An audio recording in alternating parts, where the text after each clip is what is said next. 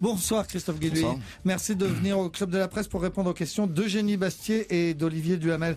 Est-ce que Emmanuel Macron, qui a gagné dimanche dernier, est un des symboles de ce que vous avez appelé la France d'en haut et dont vous craignez qu'elle puisse être laminée par des populismes? C'était le thème de vos derniers livres. Il faut regarder la sociologie, il faut regarder les territoires, il faut regarder d'où ça vient. Moi, je dis toujours la même chose, à savoir que ce qu'on vit aujourd'hui n'est pas conjoncturel. Tout ça prend racine dans les années 80 avec une recomposition économique gigantesque, une recomposition sociale qui suit, et puis une recomposition aussi des territoires. Il se trouve que ça se clive très très fortement, et effectivement on voit apparaître depuis une vingtaine d'années une France d'en bas qui est plutôt une France contestataire du modèle dominant, et puis une France d'en haut, au sens large, c'est pas forcément les très riches, on n'est pas là-dedans, qui est plutôt dans l'idée de porter le modèle économique. Et ce clivage-là, il n'est pas franco-français. C'est-à-dire qu'en réalité, la recomposition politique qui est évidente aujourd'hui, il faut pas oublier une chose, c'est que les deux candidats qui étaient au deuxième tour sont les deux candidats qui ne se sont pas positionnés sur le vieux clivage gauche-droite. C'est quand même assez important de le dire. D'ailleurs, pourquoi ? Il faut quand même le dire. C'est-à-dire que la droite, les Républicains, comme la gauche, le PS, on va dire, continuent à s'adresser à une classe moyenne qui n'existe plus, qui est mythique. En fait, le grand événement de ces 30 dernières années, c'est la disparition de la classe moyenne occidentale. Mais c'est le grand secret, faut pas le dire comme ça. Alors bon, je devrais être prudent, dire toute chose égale par ailleurs, attention, il s'agit d'un émiettement, etc. Et comme vous n'êtes pas prudent, vous nous dites qu'il n'y a plus de classe moyenne. Non, c'est simplement, à un moment donné, il faut, je dis toujours, il faut non pas généraliser, mais il faut conceptualiser. C'est-à-dire, penser, c'est conceptualiser, et conceptualiser, c'est généraliser. Donc, par définition, vous avez besoin de décrire un phénomène qui est absolument mondial. La disparition de la classe moyenne américaine, elle est inscrite dans les années 80 avec la financiarisation de l'économie américaine. À la fin, vous avez Trump. Le Brexit, c'est le thatcherisme, c'est les années 80, donc on est vraiment sur des racines très très très très anciennes. Et vous avez effectivement à la fin le Brexit. Ce qui se passe en France, avec le Front National, mais aussi avec l'abstention, parce que là encore, je dis toujours, l'indicateur FN n'est pas le bon indicateur. Il faut voir ça beaucoup plus largement. On voit bien que, effectivement, il y a bien quelque chose qui se dessine autour de perdants-gagnants de la mondialisation. Et donc, s'il y a plus de droite, plus de gauche, pour essayer de bien résumer les choses, cette élection présidentielle a montré ce que vous pressentiez avant, c'est-à-dire qu'il y a plutôt un nouveau clivage qui est France d'en haut, France d'en bas. Vraiment, Macron a eu une intelligence absolue quand il a largué le PS, alors on sait bien qu'il n'a pas vraiment largué, mais enfin peu importe. En tout cas, dans les faits, ça s'est réalisé comme cela. Il a pressenti une chose, c'est que ça allait se passer en dehors des vieux clivages. Pourquoi ? Parce que ça permet de dire une autre sociologie, une autre France. Alors évidemment, on voit bien qui a voté Macron, qui a voté Le Pen, qui s'est abstenu, etc., etc. Aujourd'hui, alors Macron est effectivement majoritaire. Donc quand on est majoritaire, on capte des voix un peu partout, etc., etc. Sauf que il y a bien des surreprésentations. Quand je vois Paris qui fait 90%.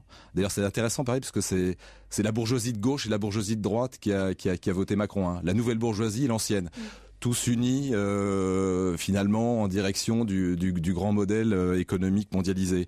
Et puis quand vous regardez les catégories, 80% chez les catégories supérieures, et puis derrière aussi, il n'y a pas seulement les winners. C'est pour ça qu'il y a toujours un défaut. Il y a pas la France de Macron n'est pas seulement celle des winners, elle est aussi celle des protégés de la mondialisation. Il ne faut pas oublier une chose, c'est que Macron, c'est aussi le vote des personnes âgées, des retraités.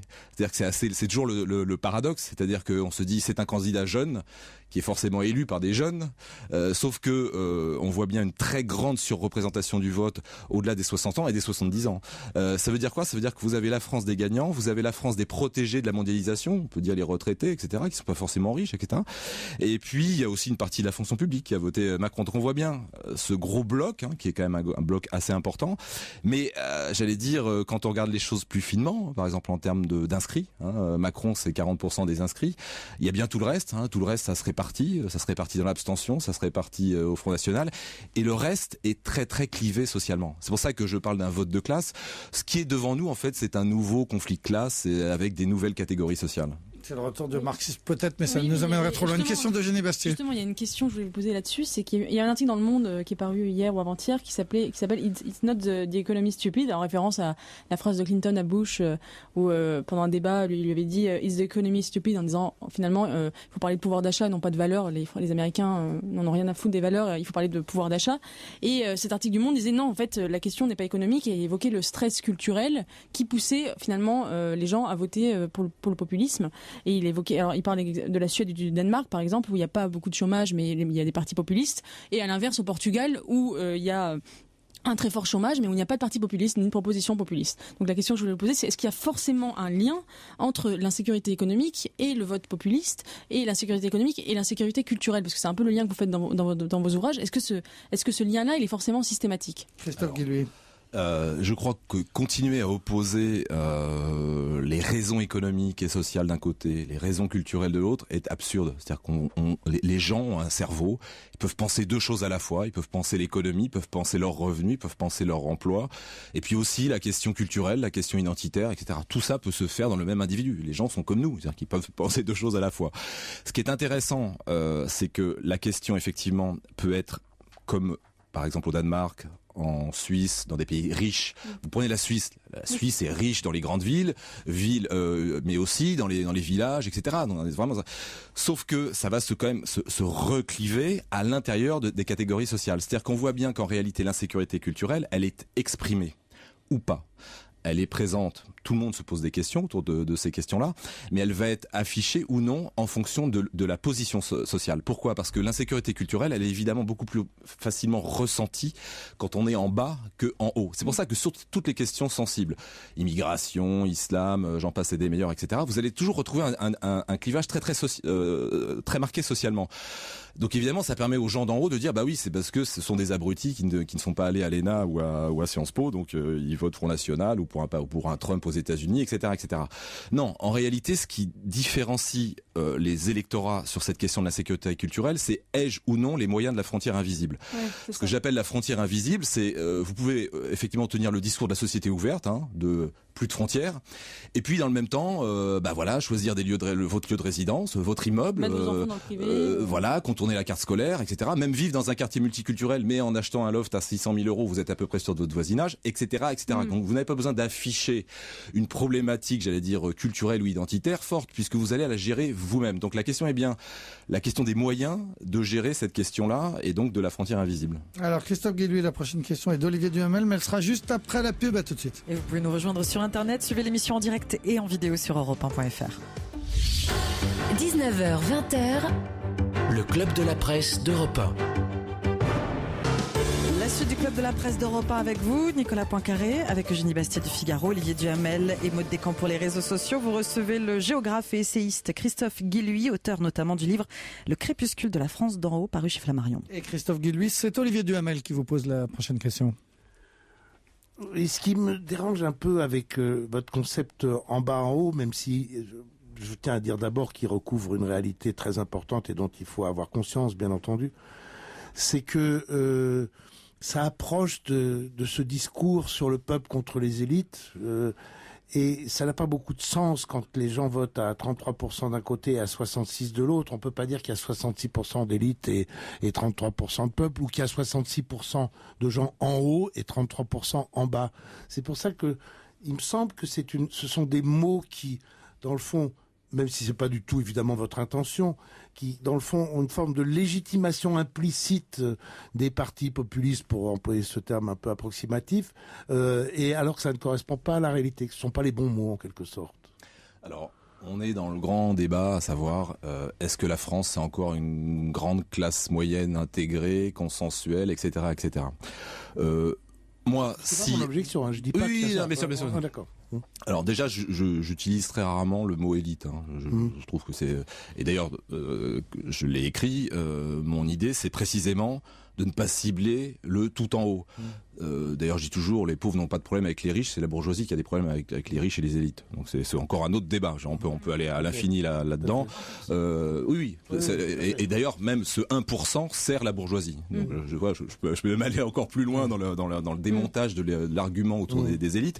Il me semble pas tellement pertinent. En plus, j'ai toujours pensé qu'une société ne peut pas tenir avec un 1% avec des élites. Hein. Il faut des représentants, il faut quelque chose de beaucoup plus large.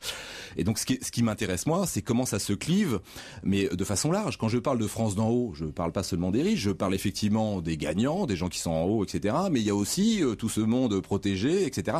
Il se trouve que ça se clive et de plus en plus territorialement, géographiquement, on le voit, il y a une hyper concentration de plus en plus forte des catégories supérieures dans l'ensemble des grandes métropoles françaises et d'ailleurs occidentales, donc on voit bien un modèle économique, et que ça se clive aussi sur finalement un modèle économique. C'est-à-dire que la polarisation de l'emploi, c'est pas une vue de l'esprit. C'est-à-dire que vous avez les emplois intermédiaires qui tendent à disparaître.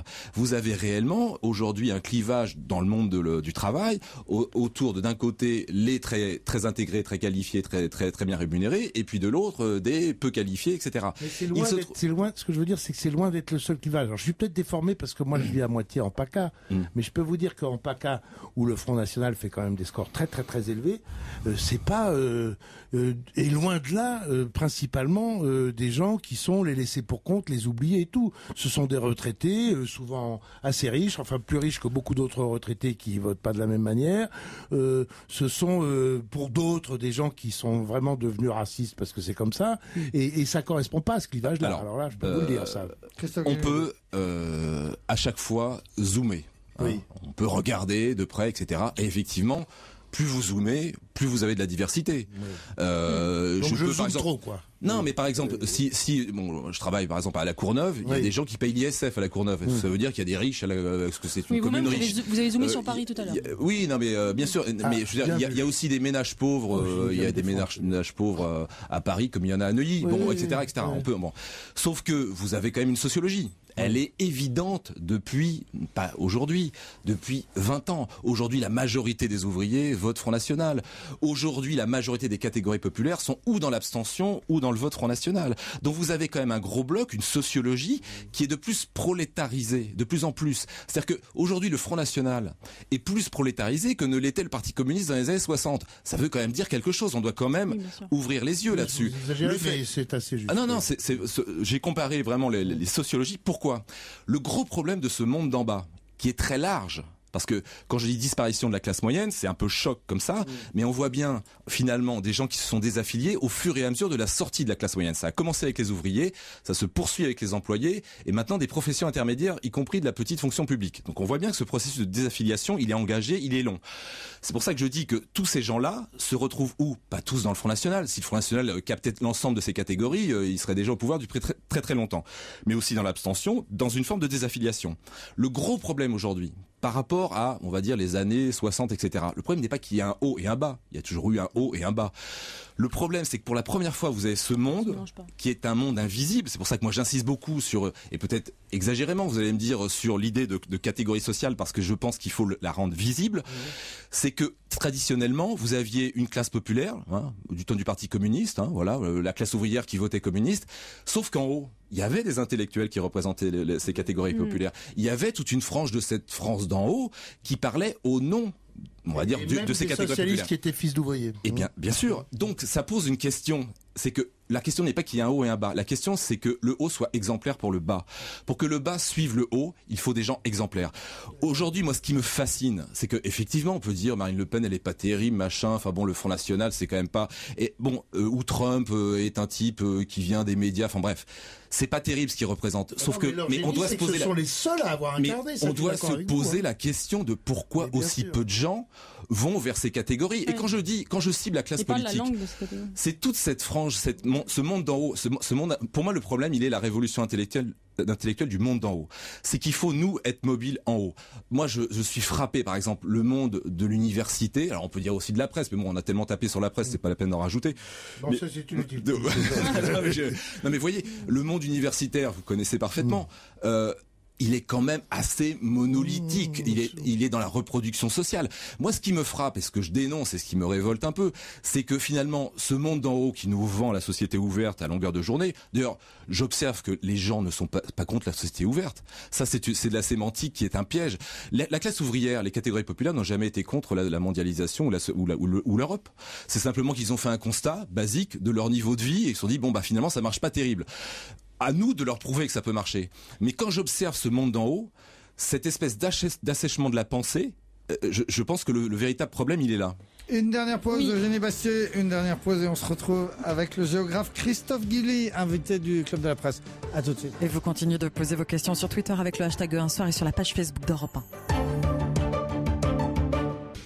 Sur Europe 1, Christophe Guilluy est l'invité du Club de la Presse, le géographe et essayiste et l'auteur notamment du Crépuscule de la France d'en haut chez Flammarion. Christophe Guilluy est interrogé par vous, Nicolas Poincaré, par Eugénie Bastier du Figaro, Olivier Duhamel et Maud Descamps pour les réseaux sociaux. Et on l'a entendu à l'instant, débat animé entre nous, même pendant les réclames. Christophe Guilluy, j'ai lu à droite à gauche que vous avez eu l'occasion de rencontrer Emmanuel Macron une ou deux fois, ou peut-être plus, non ? Une fois au ministère de l'économie. Et qu'est-ce qu'il voulait savoir à l'époque ?